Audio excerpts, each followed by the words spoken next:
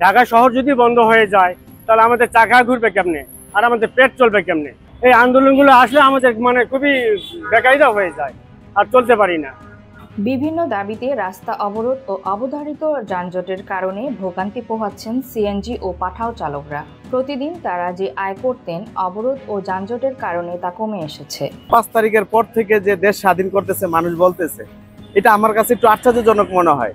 এই যে এতদিন মানুষ যেভাবে হোক একটু দেশ কোনো রকম একটু শিথিল অবস্থায় ছিল, মানুষ চলতে পারছে, যে বাইক চালাইছে, পাঠাও চালাইছে, যে যেভাবে আসছিল সংসারটা অ্যাটলিস্ট কোনোভাবে তার চলে যেত।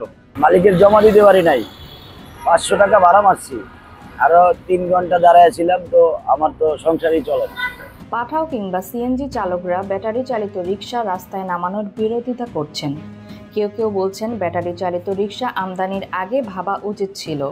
আমরা কোনো আন্দোলন চাই না, এবং এই যে অটো রিক্সাওয়ালারা যে আন্দোলন করতেছে তাদের কঠোর ব্যবস্থা নেওয়া হোক।